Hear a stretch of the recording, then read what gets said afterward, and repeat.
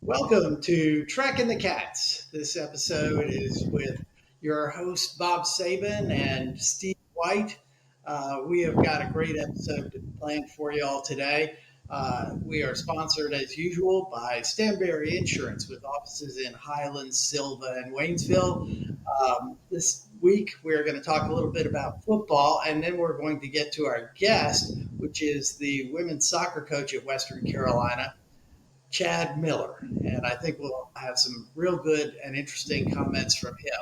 But first, we want to get started talking about a little bit about football because that's the big thing right now as far as most Catamount fans are concerned. And we wanted to find out, Steve, your thoughts on this past game Saturday with Furman. It did my heart good, Bob, sticking it to Furman like we did. And of course, after that, they're talking about running up the score on us, running up the score. How unsportsmanship. That was Bush, blah, blah, blah, blah. Their coach led a little contentious meeting with Coach Chabelle at midfield after the ball game. And again, I wish I'd have had a piece of paper to take them out and show them the scores from some of the Furman Western games over the years where they beat us by 3, 4 touchdowns. Last year, out there dancing, pointing at our fans after the game, I actually trashed our locker room That's what I after the heard. ball Yeah. game and just generally obnoxious. So I don't want to hear anything about it from the Furman fans. But yeah, I tell you what, a complete game we turned in. I had a few little glitches here and there, like the kickoff return and a couple of little small breakdowns on defensively, but offensively, oh my goodness, Cole Gonzalez was on his game and his receivers. It was a mismatch for the entire game in the secondary. Our receivers just, I guess, just outplaying, outdoing everything over the Furman secondary. Just 11 of just our exciting. all 11 of our receivers. My goodness, I'm looking at the stats here, and we had three receivers with more than 100 yards of six: Isaiah Johnson, Yeah, Zion Booker, and Jay Boyd, all. And then we had a bunch of others with pretty good yardage itself. You have a 49-yard gain for Calvin Jones, and that's not bad. But to add up to 652 yards of yeah. receiving, which is a school and Southern Conference record, right? Right, exactly. And I tell you, Bob, a lot of people don't realize this, that how impactful that is. The Southern Conference goes back to the 1920s. We're talking about over 100 years ago we've been playing Southern Conference football.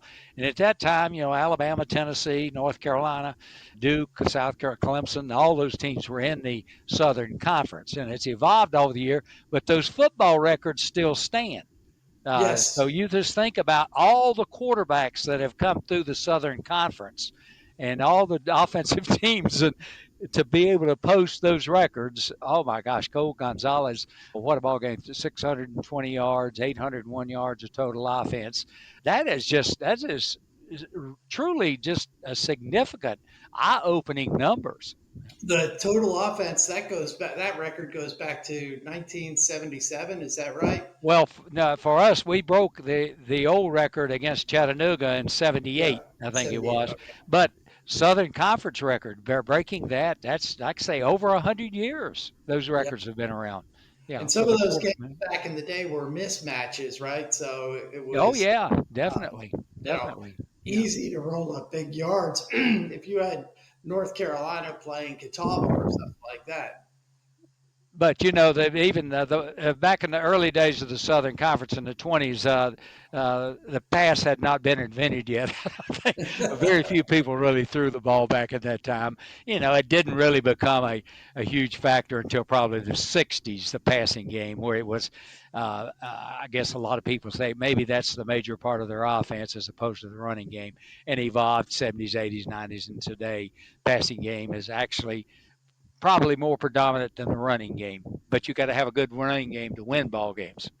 Yeah, and we did have what? We had 181 yards of rushing, Yeah, of which, let's see, Branson Adams, who also had a pass reception, yeah, had 70 yard yeah. of running. So and we had five rushers that accumulated those almost 200 yards of Yeah, rushing.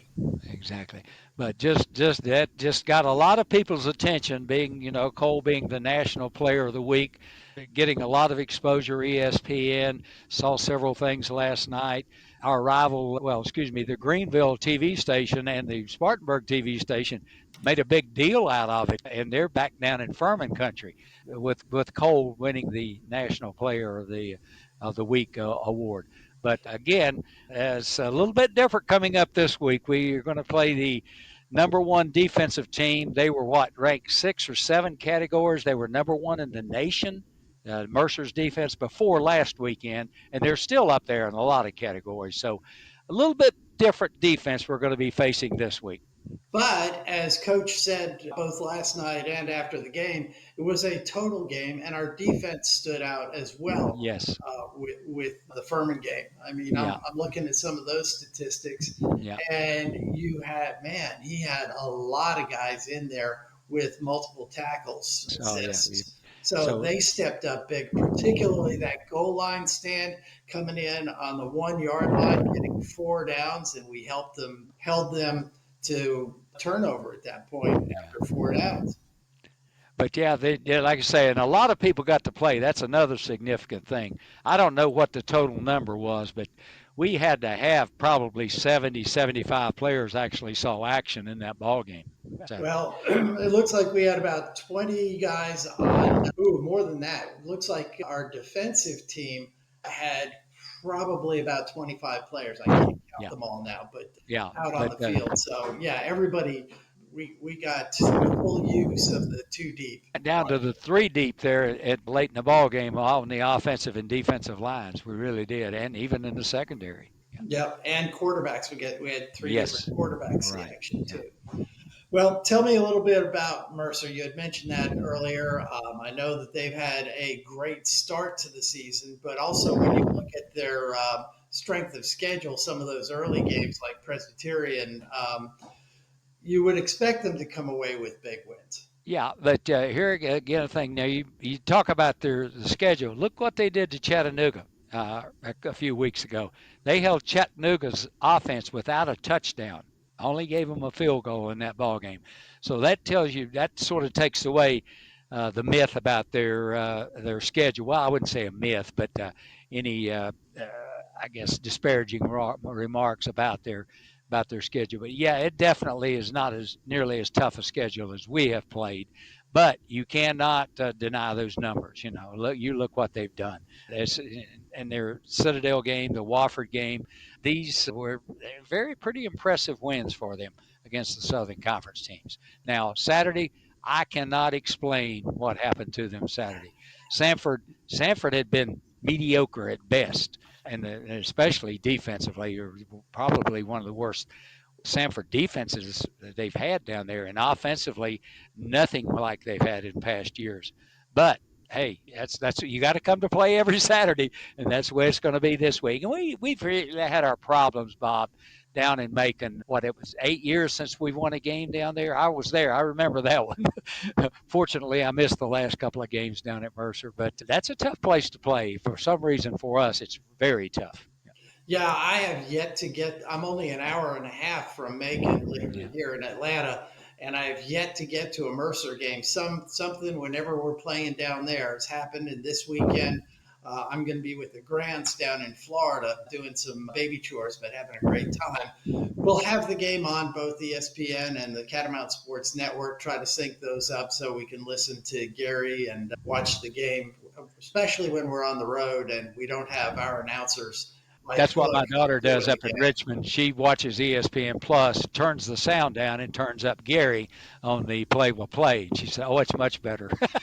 Absolutely. Particularly, my biggest complaint about announcers traditionally has been the Wofford announcers. They've been such Yeah. homers Yeah. when we're playing at Wofford and you're watching it on TV, and it's like, Oh And man. you got to give Daniel Hooker a lot of credit. He does a great job as our color man on there over the years, and he gives you a lot of information. So it's nothing's lost in there. That's a pretty darn good team with Jeff and Daniel Hooker and Gary. Well, I love that Hook is loyal to Colorway because I think he could go other places. I Oh think both yes, those, Gary and Daniel, could be at other schools with a bigger name and a bigger audience, but glad that they are so loyal to Western and Colorway. yeah. He started out as a student assistant with me back in the '90s, the late '90s. So the boy's come a long way, and I think I trained him well. Well, he's got a great sense of humor too. I went to Yes. a baseball game a few years ago, and I was standing in the stands, and I look up and I wave at him to make sure he knew I was at the game because I had to drive up from Atlanta. And come the seventh inning stretch, Hooker says, "Now we're going to sing 'Take Me Out to the Ballpark,' led by Bob Sabin." And I was like, what? And I'm the only person in the stands singing, and the Yeah. You spotlight. remember the words though, didn't you? Yes. Thankfully, yes. Yes. Well, I think we got Chad coming on here in just a second. So let's make room for a good conversation with Chad Miller, the women's soccer coach. They are doing extremely well, leading the Southern Conference again this year. And let's move on over and make some room and have a good conversation with Chad. That's great. And we're welcoming to the Track and the Cats podcast Coach Chad Miller, the women's soccer coach here at Western Carolina. Welcome, Coach. Thanks for joining us today. For having me. So, you have been with the school for a little while, and your family has been in Cullowhee for a while. Steve, you got a Yeah. question for me? Right. Yeah. I've got a question for you here. I'm going to give a little bit of background on you in just a minute. But you knew your wife, Stacy's our senior woman administrator here at WCU Athletics for several years, and now our director of alumni engagement. She was an All American soccer player at Barton College a few years back, maybe a little bit more than a few years. Does she ever offer suggestions to you on strategy, critique your decisions? Do you get any feedback from her? Are you kidding me right now, Steve? Every day, all the time. No, it's we actually met coaching against one another in Conference Carolina. She was coaching at Barton after she played, and I was at Pfeiffer, and that's how the friendship started. It's grown from there. Obviously, when we decided to get married, we knew we wanted to have a family, and we didn't want to try to do this with two coaches. So she kind of wanted to stay in athletics but not be a coach, and so that led us to Western and just absolutely loved our time here. But to answer your question, yes, after games, I get all the things I did wrong, and no, it's a lot of fun. I mean, she's the mom of our team. She really loves the game as much as I do, and Yeah. makes it fun. But she does. She gives her input daily. In fact, last night I was downstairs watching film, and she's texting me from the bed, like, "Did you see this? What do you think about this?" So yeah, it's ongoing. Okay. Well, your 14th season at Western Carolina, 23 seasons you've been a collegiate soccer coach at three schools, Western Carolina, of course, Pfeiffer, Catawba. You were an assistant here for 3 years before you left to become the head coach at Catawba, then returned in 2010 as our head coach. And you've steadily brought this women's program into prominence, culminated last season with that exciting championship game over Sanford, our first championship since 2008, winning both the regular season and the tournament championship. It was a super scene and a super atmosphere down at the Catamount Athletics Complex for that championship game over Sanford, and very, very exciting. Coach, I tell you that was just a wonderful atmosphere down there last season. We want to do that again. Yeah, no doubt. No doubt. It was really special. I think not only the community, but our alumni just came out in droves. And one of the unique parts of our program here, in terms of the alumni base, is when they got rid of men's soccer in the mid 80s, rather than those guys turning a cold shoulder to Western, they've adopted our program as their program. And so when we have an alumni event in the spring, just about every spring, I mean, we have, I think the least amount we've had since I've been here is probably 60, 65 people. And probably half of those are the men. And it's really special. And just that part of the championship, all the alums coming back, both men and women, just made it unbelievable.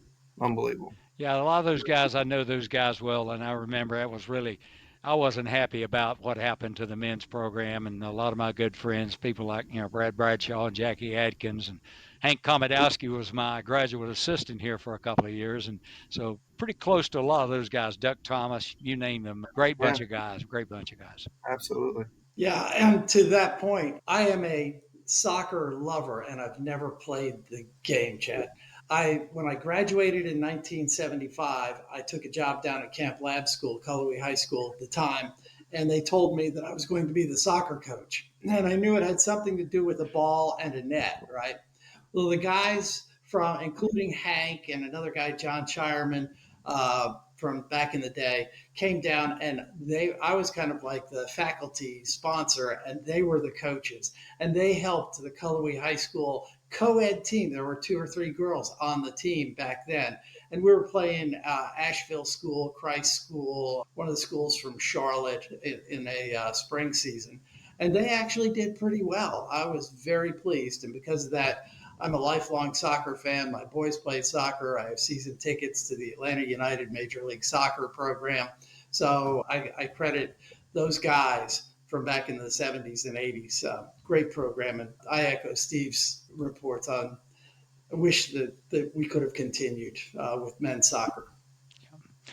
I tell you, tremendous start this season, Coach. 11-2-3 record, amazing 11 shutouts. That's just phenomenal.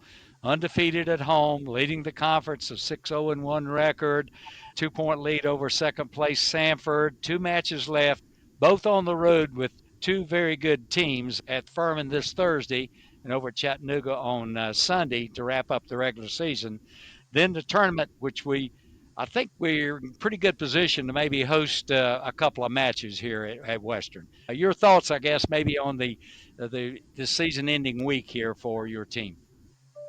Yeah, challenging. I mean, on the road, it's always tough. I don't think SoCon women's soccer gets the appreciation that it probably deserves. Not from the universities here, but I'm saying around the country. We have a really, really good league. I mean, right now we have 6 teams in the top 200 of the RPI. I think we're sitting about 120. I think Sanford's 115, 116, something like that. And there's 3 or 4 others in the top 160, 170. So really, really good league. So going on the road is challenging. We put ourselves in a great position where we kind of control our own destiny, which is really nice. But we have to, if we pick up a tie in the next 2 games, we at least have a share of the title and we will host. If we win one of the last 2, it's ours, it's over. Regular season, we'll host. If we drop both, it's going to depend on other results to kind of if we get. I think the worst we could do is 3rd, but we're not satisfied with that. We want to win another championship. So 1 game at a time. Really try to stay focused on that. Furman's a really good team. I would say in our league, attacking wise, Mercer, us, and Furman probably have the most firepower up top. So I think Thursday night game is going to be just a shootout. I mean, I do not think it'll be a 1-goal game. I think it's going to be a multiple goal game and 2 teams really going at it. I mean, Furman's still playing for a shot to win a title as well. So in my mind, Thursday's like a championship game. Yeah, I was looking at the statistics, the conference statistics, and we have 4 ladies in the top 6 as far as scoring. So balance, not just with scoring, but also with defense. Tell us your position on how well balanced the team is this year. Yeah, I mean, coming into the season, we returned most of our attack from last year, so it felt really good about having the ability to score goals and continue that kind of run that we had last year in terms of an attacking team. The big question mark for me was the back line. I mean, we had 2 ACLs in the tournament. We had one in the semifinal, one in the final, and then we had one graduate. So we were looking at a back 4 of 3 new players. out of the 4, and they've excelled. I mean, they've shined. I mean, to have that amount of shutout, we've only given up 1 goal in conference. So they've shined and done extremely well. I think we're 9th in the country right now in goals scored out of 340 teams. So the balance has been, I think, top 15 defense in terms of shutouts. So it's been both. I mean, you got to be able to do both to be successful. And to answer your question, the biggest surprise to me and the most unknown going in was the back line and the defense, and they've really gelled and grown and exceeded expectation big time. Well, your keeper, Leanne, is also solid, and I've not had to look at how many saves she has compared to others, but tell us about her. Yeah, Leanne's obviously a junior. She's had some experience. She was our starting goalkeeper through the run last year. So she's got a lot of confidence. Leanne is really tough, really mentally tough, loves to train, wants to train all the time. She's the kind of player as a coach you have to kind of pump the brakes on a bit and tell her to not do as much, which doesn't happen a ton with young people these days. But she's just a gem. I mean, she's a soccer junkie. She loves it. She can't get enough of it. And she's been really good. Coach, this area of the country is not known for its high school or club soccer, as some call it remote part of the world. Yet you have ladies from several states and a bunch from Canada. What is the challenge for recruiting women's soccer to Cullowhee? The minuses and the pluses, the challenges of a recruiting. In my time here, I've felt like the toughest part of my job is getting somebody to come visit. Once I get somebody to come visit, this place sells itself. The demographic we recruit, I mean, usually, really, really good academic players. I mean, most of the ladies that play club soccer in this country are very, very good academically. So you sell the academic piece, which our standard academically is really, a lot of people don't know, but probably more impressive than winning a championship. I mean, we've had 11 semesters in a row over 3.7 GPA, which is absurd. And our girls take some of the toughest majors here at Western. I mean, they're in nursing, they're in engineering, they're in pre-med type stuff. So you sell that piece, the education piece, which is ultimately why you go to school, is to play the game that you love and get a great education. So we sell that. And then I think the strength of our program and what we built is the people in our program. Our program is all about the people. And we just have some outstanding young ladies in our program that they get it right and do it right. And I think that sells big time when players come and visit and meet them and kind of see their drive and what their goals are and the way they carry themselves. And then Western Carolina, I mean, it's just a beautiful place. And we sell the academic piece, a great soccer program, and then one of the most beautiful places in the world, in my opinion. To that point, recruiting is difficult no matter what sport you're in and on the D1 level. What do you look for when you're out reviewing all of these ladies that are interested in the program? Yeah, I mean, soccer is a little bit different than a lot of sports because, not knocking anybody, but track and golf and tennis, you look at rankings, you look at times. Soccer is, watching games and finding what things you like. I mean, obviously, the first thing that jumps out to you when you go watch a game is athleticism. You don't have to know a ton about soccer to pick out one of the best athletes on the field. And so the athletic piece is always the first attraction. I feel like to be a successful Division I player, you have to be a pretty good athlete. And then beyond that, the most important thing for me is the character pieces, which is the hardest thing to figure out when you watch 45 minutes of a half. I always tell recruits, for me, the best time I could ever see you play is when you're getting your butt kicked. I'd love to see you losing like 6-0, and they look at you funny, and I'm like, well, that's where I found out what you're about. How do you interact with teammates? How do you interact with the referee? How do you interact with your coach? All those things matter. And it's the toughest part of my job is finding out the character pieces. But the initial attractions, obviously, physical ability, athleticism, and then a good player. And then beyond that is getting them to visit and meeting their family and getting to know them as people. We've had several recruits that we loved on the road, and they came in for a camp, and our assistants and I look at each other and we're like, it's not a good fit. It's not going to work. She's not who we are. So it's the combination of all of it. The most important piece for me is the personal part, the drive, the good teammate part. Our team is very blue collar. We have players that get a lot of recognition, players of the week and stuff, but they don't act any different on our team than anybody else. And that's what makes our group so great. Yeah. And I don't know if that answers your question. That's very wide range, but character traits is what's most important to me and probably the hardest thing to figure out just watching the game from the sideline. I know what you're talking about, Chad. I see a lot of those young ladies up in the dining hall on Friday night. That's a tradition for us. Me and my wife, our big night out, we go to the Catamount Cafe, the dining hall, and we see those young ladies up there. And I always go over and talk to them, and they're just so accommodating and so nice, and just really, they don't mind talking to old people like me. So yeah, there's a lot of character there with that team, and I agree with you 100%. Yeah. One of the things that I've been watching over the years is, bringing my own boys into soccer is the development and how much improved soccer has become over the years. What do you see? You've been in it for a long time, starting with the younger kids. What do you think about the development programs out there? It's been unbelievable in my lifetime. I mean, I played since I was 4 or 5 years old, and then went to college and played, and then got the opportunity to coach. And so soccer's been my life pretty much, to be fair. But just the growth of the game, I think the biggest part is the opportunity. There's just so many more opportunities for players to play and develop than there were when I was younger.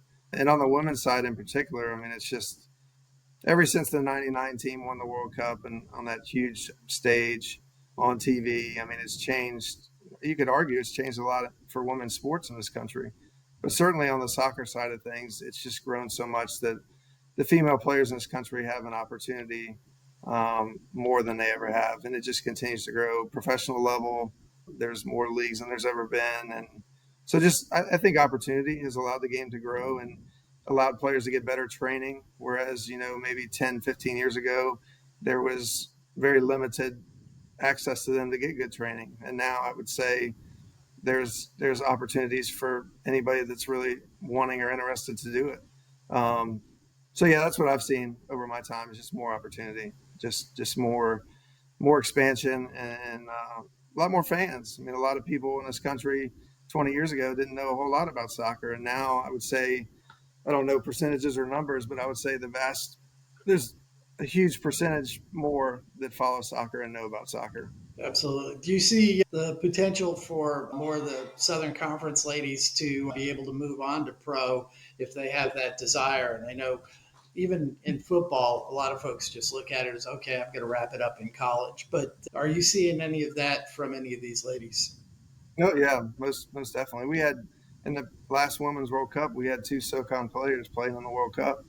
Um, can't think of her name off the top of my head, but Jermaine from Sanford, she was South Africa's captain. And then Sarah Zazrazel from ETSU, she was playing for Austria. And so, yeah, I mean, it's happening. I don't know, Steve, if you remember Valentine Percy that played here a couple of years ago. She's playing over in England. And then Natalie Manali is playing in Finland. And most of our team, I don't know exact numbers, but a good chunk of our team plays in like the semi-pro leagues over the summer. And that usually runs from mid-May to second week in July. And so, yeah, I mean, it's happening a lot more. We have at least 3 or 4 players in our current program that have aspirations of signing pro contracts and trying to play beyond Western. Cool.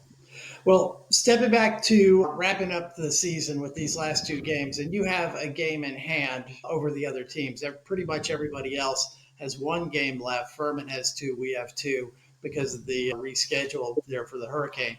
That helps us in the standings. And, like you said, one tie gets us at least tied for the conference crown. But if we can pull off a win, it's going to wrap it all up, correct? Yes, sir. And I can't think of anything better, Chad, than having here homecoming weekend next weekend, having the semifinals and the championship game here on our campus. You couldn't ask for a better formula. No, it's we take a lot of pride in playing at home. I mean, we talk about it a lot as a program. And one of our goals this season was to be really good at home, and we were undefeated, which I think is like the second time in program history. So we take a lot of pride in playing here. We think we're really good here. We think we're really hard to beat here. And so hosting for the obvious reasons of sleeping in your own bed and all that. But beyond that, I mean, this program has established itself as people don't want to come here and play us. And so hosting would be massive. Um, and then just like you said, Steve, just being homecoming and the atmosphere makes my job a lot tougher. Right. You know, we're playing on Friday night and Halloween's Thursday, and then you get the football on Saturday. So my job is going to be my staff's job is going to be extremely important to keep everybody leveled and focused. But no, we're really looking forward to it. It's something that it was one of our goals going into it was to try to host, and we just got to close the door. It's stressful for me because when you get to this, if you told me in the beginning of the season you have 2 games left and you have to win one, I'd be like, sign me up, I'm good. And now that I'm here, I'm like, we just got to close the door. We can't let this opportunity pass us by. So excited about it. I think the girls are very driven and very focused on their goals, and we're excited. We look forward to the challenge. No, it's not going to be easy, but I believe in this group, and I believe we'll get it done. Well, you've been solid on the road so far in conference play, and that's good. I'm ashamed to say I haven't caught a match yet this year, but I will be up next weekend, so I'll look forward to seeing at least one, hopefully two matches next weekend. Yeah, if we host, we'll be playing on Friday night at 7, I believe. Right. If we win that game, we'll be playing Sunday at 2, I believe. You can't miss that, Bob. No, that's true. Well, Coach, thanks for your time. We really appreciate it every time. And we are going to wrap up this edition of Tracking the Cats, all things Catamounts, brought to you by Stanberry Insurance with offices in Highlands, Silva, and Waynesville.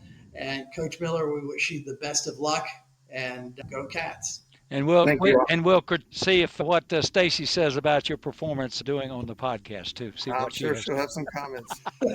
Tell her I said hi. We'll see her next week. Will do. Take care. Thanks a lot. Thanks, guys.